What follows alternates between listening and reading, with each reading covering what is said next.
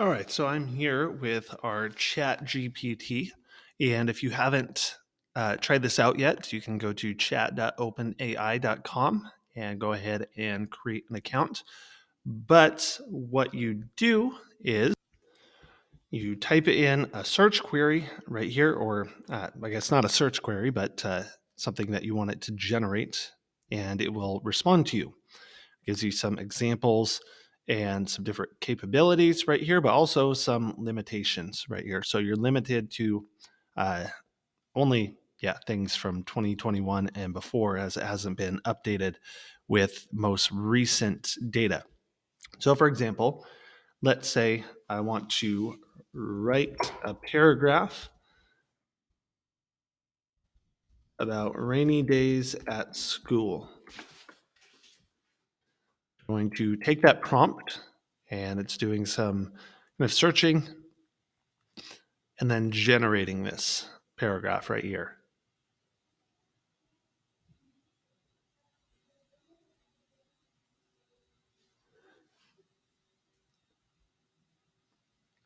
And as I look at this, I could see, okay, that's a decent paragraph, right? We have a topic sentence right here, and we have details to support that, okay, about how it could be enjoyable, but we also have details that are challenging, and then we have a concluding sentence right here. Now I can take that paragraph and I could say rewrite that paragraph in in a third grade writing style without being descriptive. So I don't want it to be descriptive.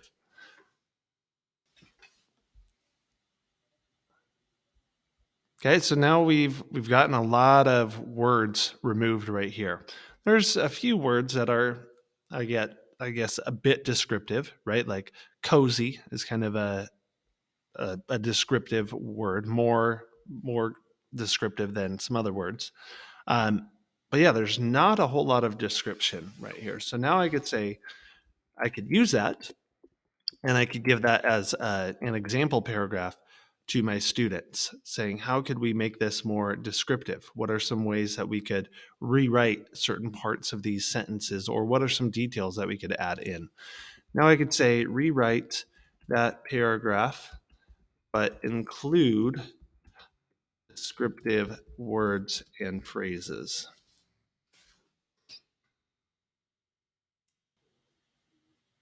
So now it's thinking. It's going to take this paragraph.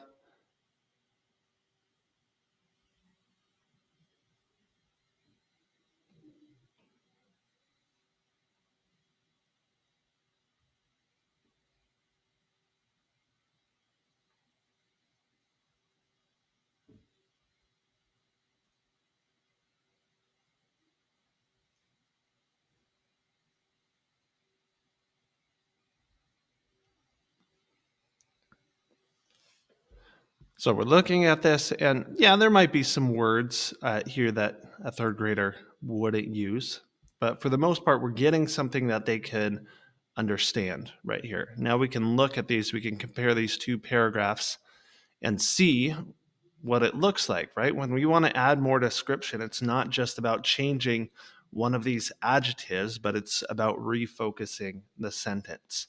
Now I can say rewrite that paragraph in a ninth grade writing style, but don't be descriptive.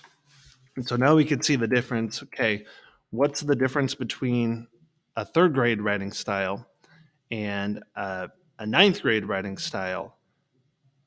Well, if we look right here, we have a few words that we probably wouldn't use in third grade, but still, there's not much description right here. Still, it's pretty bland right here. And we could continue to work on this, and we could provide students with these types of prompts to continue to revise and edit.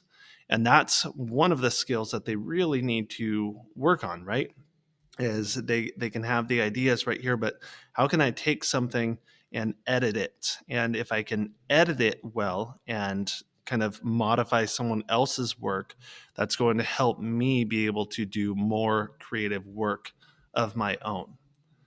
Okay, another way that we might use this is we might kind of examine an author, uh, their writing style. For example, write a 100-word review about Taco Bell in the style of Edgar Allan Poe. Make it dark and gloomy. Now, as we see this, it's going to think about words that describe Taco Bell. Look at what types of language Edgar Allan Poe uses in his poems, and try and rewrite this.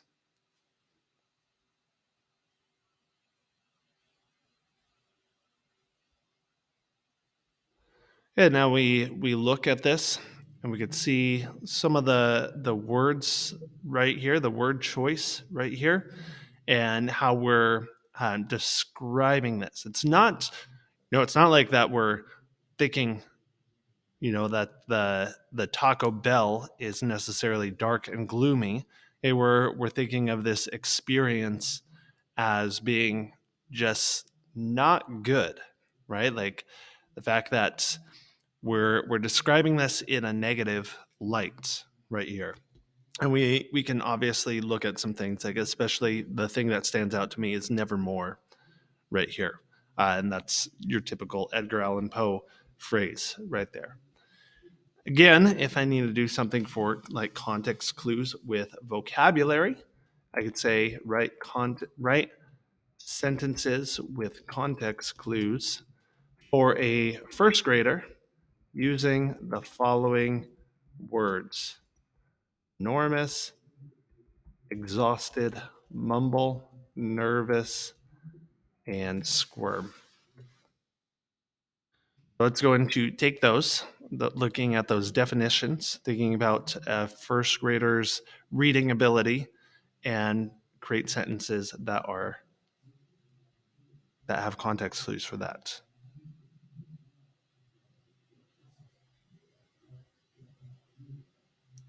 So now we can give these to students. Maybe I have a group that this would be more appropriate for.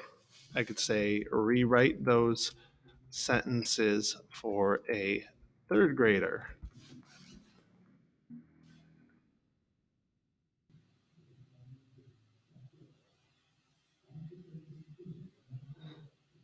Oh, and it looks like I messed up right there. Okay, it did give those definitions right there. Let me just copy and paste this. And let's just say a fifth grader.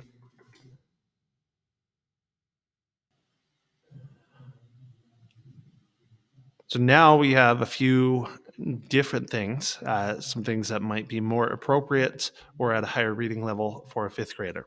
So I highly encourage you to look around at this and think about how you can use it as a teacher. Not necessarily how your students can use it, but how can I generate things that I can use to enhance my instruction and make myself more efficient?